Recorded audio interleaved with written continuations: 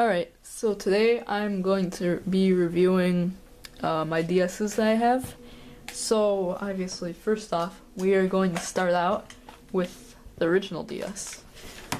This one. The Nintendo DS came out on November 21st, 2004. And they actually had a prototype for it during E3. Who knows what really happened to that one? It's like it's not released to the public or anything. Anyway, so here are the games you can play on it. You can play Nintendo DS games on it, and you can also play Game Boy Advance games on it. Now you would think you could play Game Boy Color games and original Game Boy games on it, right? No, it's only Game Boy Advance games. They didn't put the actual circuits for the Game Boy Color and the original Game Boy inside of it. Just Game Boy Advance. But still, the Game Boy Advance was still popular during this time, so that didn't really matter. Now here's how the inside looks. Here are the buttons, start and select. They just added Y and X on it, on this model. On the Game Boy Advance, they didn't have it. Here's the D-pad, here's the power button. And here's where the speakers are, 2 screens. Yeah, so for the Game Boy Advance games, you put them right there.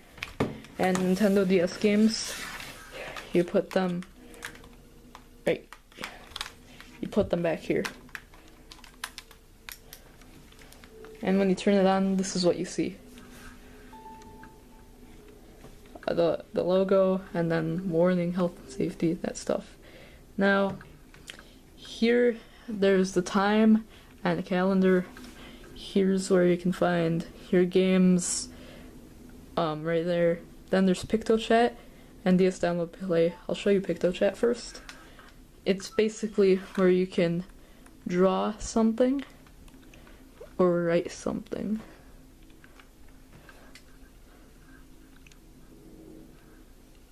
So yeah, and people can join, so that's why it's called PictoChat.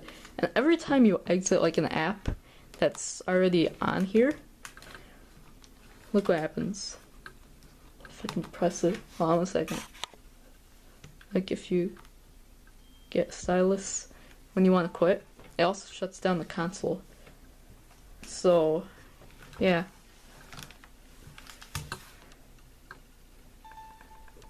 And now I'm gonna show you DS Download Play. It basically looks for a game that's multiplayer. That's really all I can say.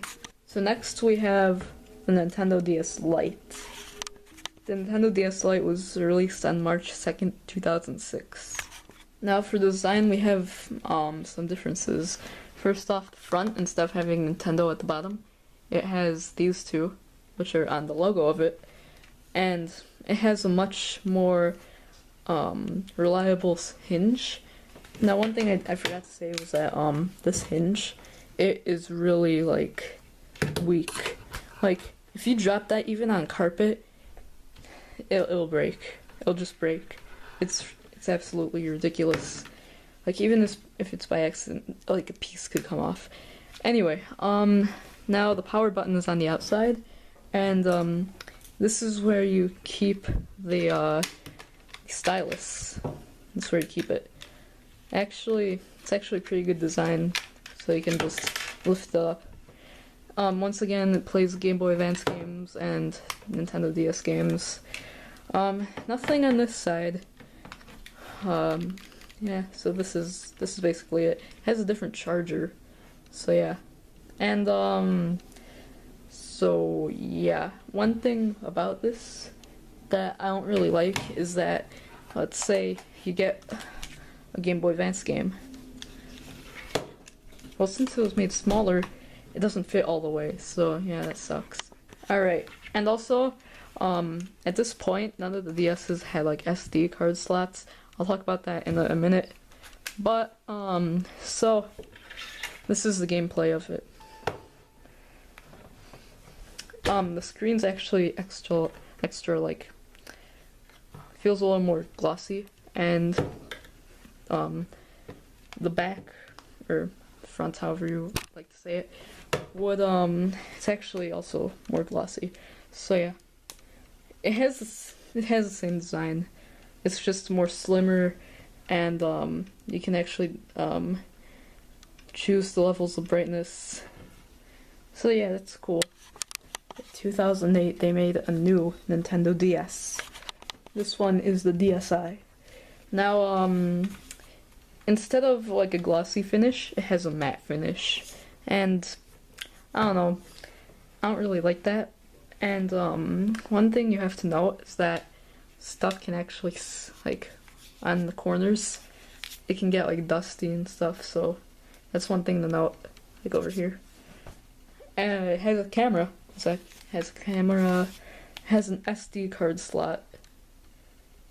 As you can see, it's the first one that has one.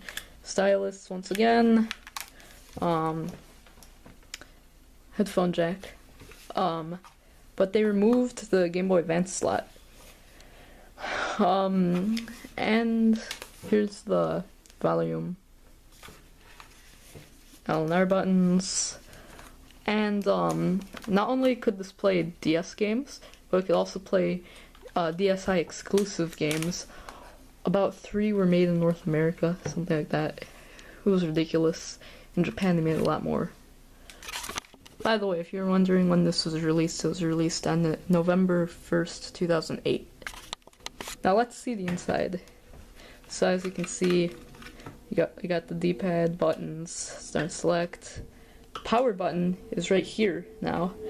And the difference with the power button is that if you just press it, it will return you to the home menu, and if you hold it down, it'll turn it off. Now let's see the inside of it. So inside the menu, we have the 2 normal games that were on the old DS, sound and camera, and there's also system settings. Well, what else is there? There's also the 3DS transfer tool. We'll talk about that in a minute. The DSi shop, I'll tell you about that later too. There's also a camera up there. And above there, the image can change depending on, I guess, when you open it and stuff. And those are the apps I got. So yeah, something that, well, is not good is that the DSi shop shut down, if you didn't know about that. So yeah, they shut it down like last year almost. So yeah, that really sucks. I don't have the DSi XL, but I'll probably make like a series on the XL. I won't guarantee that'll be soon though, because I actually have to buy them. But anyway, next in 2011 we have the 3DS. This was made on March 2nd, 2006, like when it was released. Now on the inside, we have a circle pad, a D-pad, and the buttons. Here's the power button, start and select, and the home button. So yeah, it's pretty cool. It's pretty cool, yeah. And yeah, here's speakers, cameras up here. Yeah, so let's turn it on. I'll be right back. So after owning these for a while, the charger can actually, like, not really work as well as it should. So yeah, that's not that great. But here on the 3DS, we have settings like before. They actually got rid of PictoChat, but you can still do DS download play. They have camera, music like before. Swap Note, that thing, they don't sell that anymore. That was, like, they sold that in 2011. Here's the DS. Here's the shop for the 3DS, the eShop. That's pretty cool. And